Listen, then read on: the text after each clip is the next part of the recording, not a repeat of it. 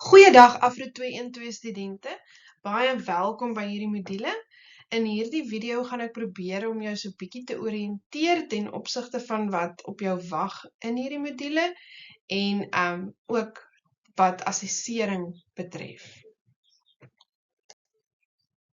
In hierdie video gaan ek eers so 'n bietjie motivering gee en jou behoorlik verwelkom en vir jou sê wat ek van jou verwag.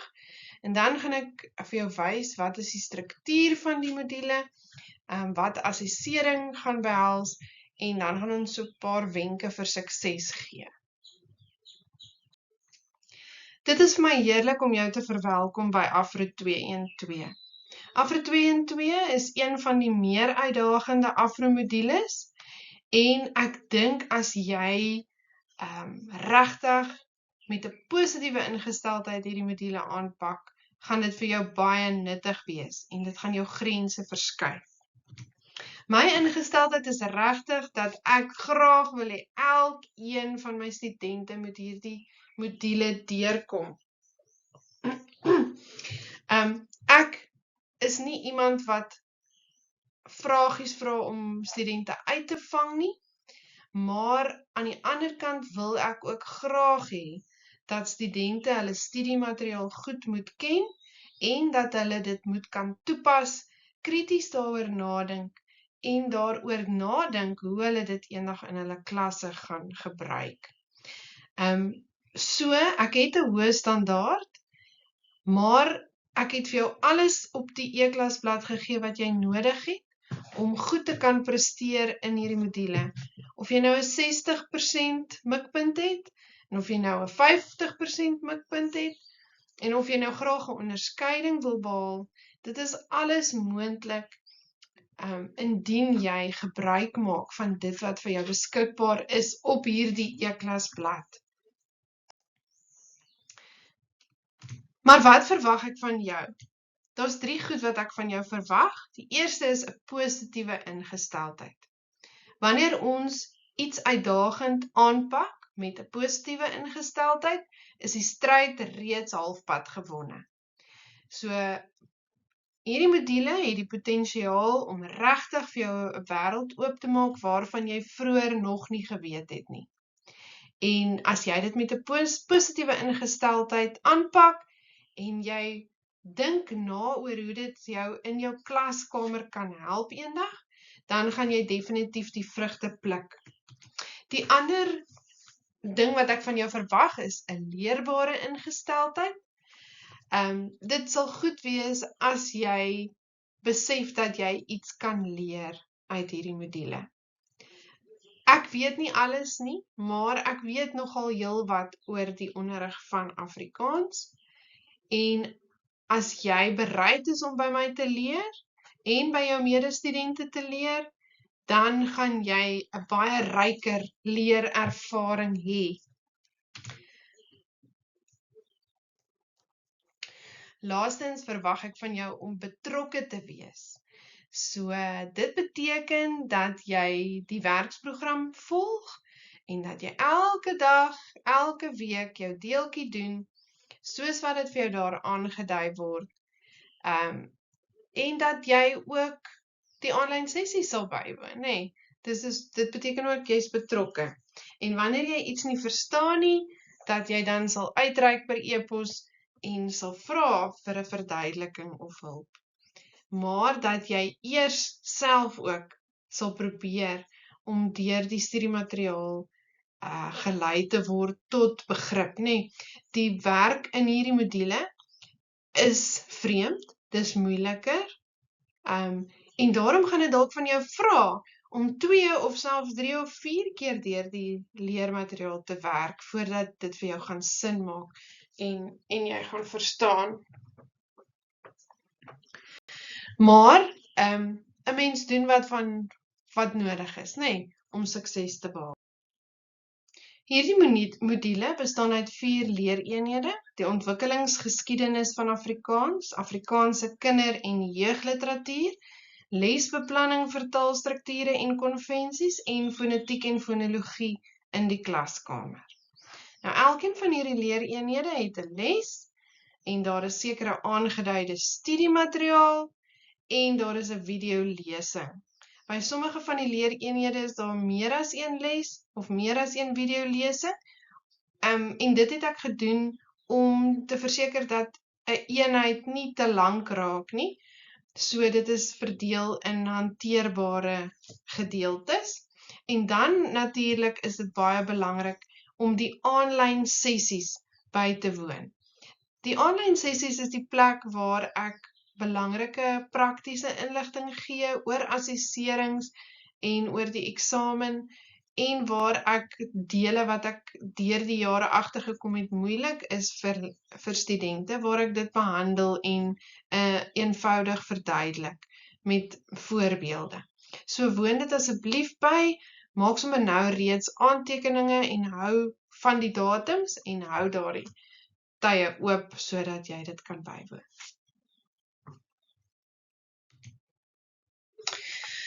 Ek wil so vinnig saam met jou kyk na leereenheid 1, net om vir jou te wys hoe lyk elke leereenheid en wat belangrik is en hoe jy daardeur kan werk. So by elke leereenheid verskyn die naam, dus die naam gee vir jou 'n aanduiding van die onderwerp van die leereenheid en dan is daar 'n gedeelte waar ek vir jou mooi sê, wat moet jy alles vir hierdie leereenheid doen? So dit gee jou so 'n bietjie rigting, net om te weet wat moet jy alles doen.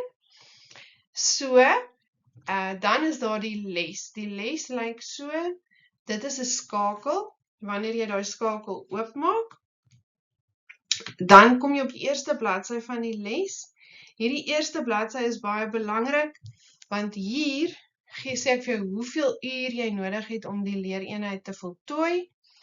Dan sê ek ook vir jou wat is die uitkomste en die assesseringskriteria, net om vir jou te sê wat is die belangrike aspekte van die leereenheid. En die heel belangrikste is dan die studiemateriaal wat hier gelys word. Nou, vir hierdie leereenheid 1 is daar dan 'n artikel en daar is 'n handboek hoofstuk wat jy nodig het. So, voordat jy met jou les begin, laai jy dan nou eers hierdie artikel en die handboek hoofstuk af en jy gebruik dit dan soos wat jy deur jou les beweeg, om te verseker dat jy al die materiaal dan dek. So met ander woorde, die deurgaan van die les beteken nie net jy druk gaan voort tot die einde van die les nie. Dit beteken dat jy met jou studiemateriaal by jou sit en dat jy, soos wat ek daarna verwys en gedeeltes uitlig wat jy moet lees, dit dan ook doen. Kom ek gee vir jou 'n voorbeeld. Eers net vinnig, hierbo aan die bladsy is 'n export as PDF skakel. Hier kan jy die les as 'n PDF aflaai. En ek sal voorstel dat jy dit doen en dat jy dan daardie PDF gebruik om vanaf te leer vir die toets en die eksamen. Maar dit is ook belangrik om die les deur te gaan, want die les sluit ook vrae in, soos hierso gegee word. So jy moet kyk daar na die prent, soos in die aktiwiteitsblokkie aangedui, en dan gaan jy op grond van die prent beantwoord jy dan die vraag om voort te gaan. So, sodra jy die korrekte antwoord gegee, dan kan jy aangaan na die volgende bladsy. So, hier is 'n voorbeeld van 'n selfstudieblokkie. Die selfstudie wys vir jou die spesifieke bladsye in die handboek wat jy moet deurwerk. In hierdie geval sê dit lees bladsy 51 tot 58 in Conradie en Groenewald. Maak dan seker dat jy weet watter bron is Conradie en Groenewald en die ander een is van Oort en Karstens. Maak seker jy weet watter een is watter een en dan lees jy daardie bladsye en daar is dan 'n vasvraag wat jy kan voltooi om te kyk of jy hierdie materiaal goed ken. So ek sal regtig baie sterk aanbeveel dat jy hierdie selfstudie gedeeltes baie ernstig opneem, want dit is eintlik jou studiemateriaal in jou handboek waarop my vrae in die assesserings gebaseer gaan wees. Goed, hier is ons nou weer terug by leereenheid 1. Dit is baie belangrik dat jy die werk deurgaan in die volgorde waarin dit verskyn, so in die leereenheid, want dit is die logiese volgorde. Byvoorbeeld, hierdie gedeelte wat jy uit die artikel moet lees, gaan die leereenheid 1 se deel 2 vooraf. En daarom is dit belangrik dat jy eers dan jou artikel deurwerk en die vasvrae doen om te verseker jy verstaan en jy het verstaan wat jy lees en jy ken dit wat jy gelees het, voordat jy dan begin by deel 2 ontwikkelingsgeskiedenis in die klaskamer. So, doen dit asseblief so.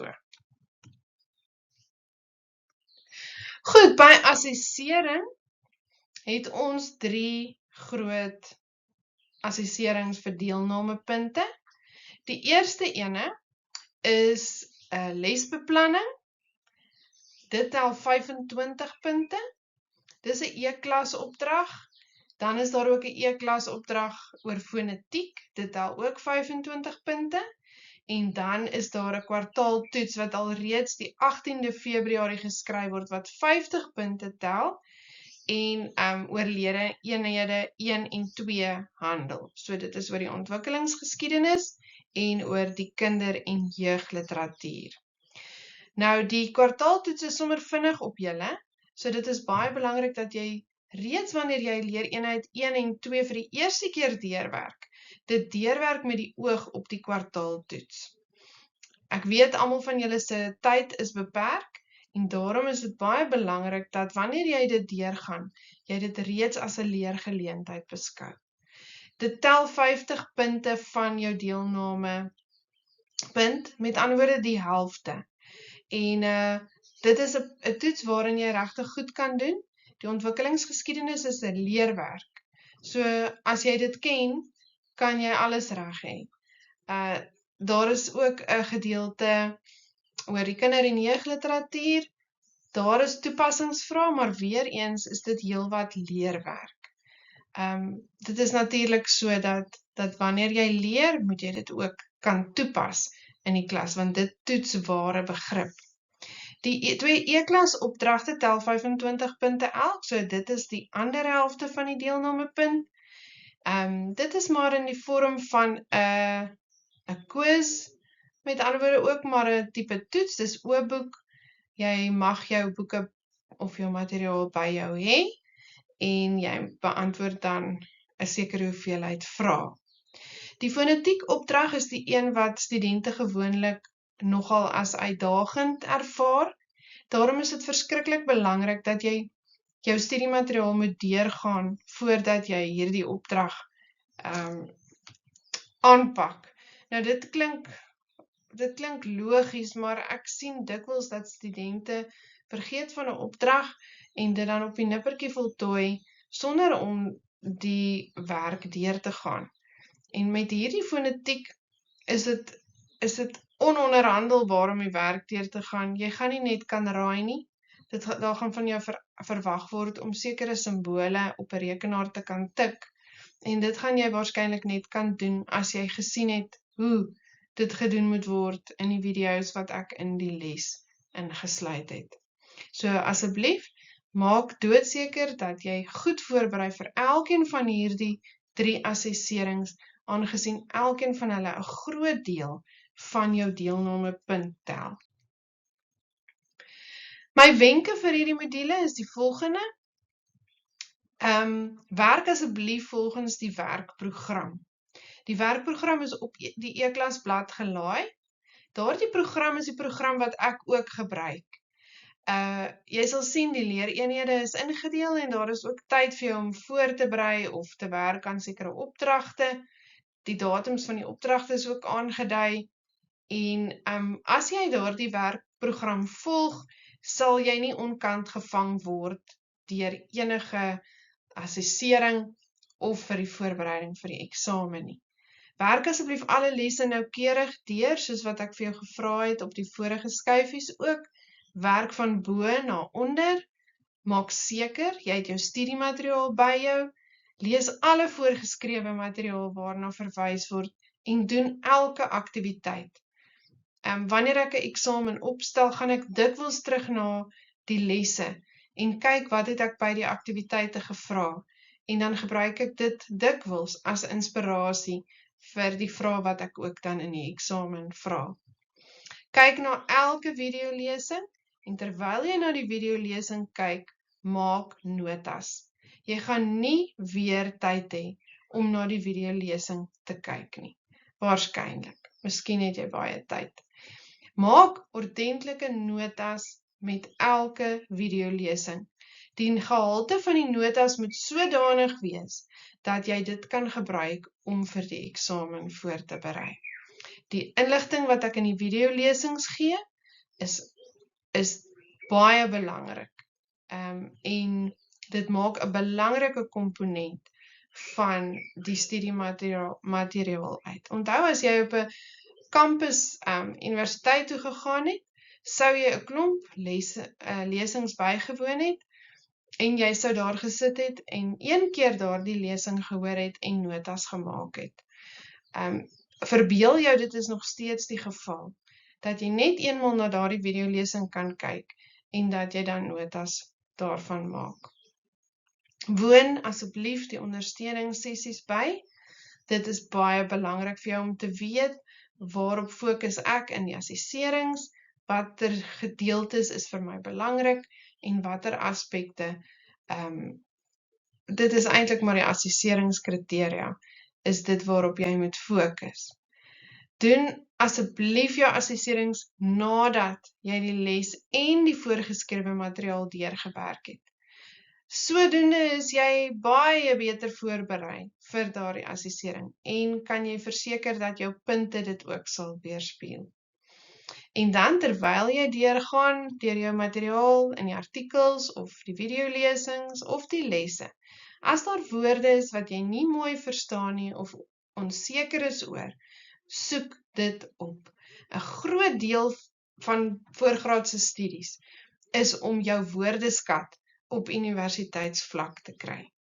En as jy moeite daarmee doen, dan gaan jy die vrugte daarvan pluk ook in die res van jou tweede jaar en ook jou derde en jou vierde jaar.